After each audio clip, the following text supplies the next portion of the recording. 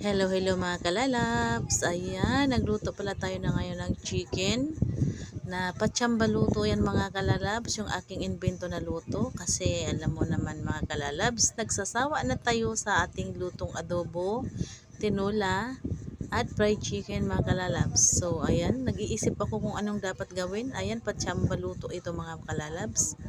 So ayan, nilagyan ko pala yan ng mga kalalabs. Ang ingredients ko pala yan, bawang at sibuyas mga kalalabs. Tapos may paminta, laurel at chili sauce, pangdagdag kulay niya mga kalalabs.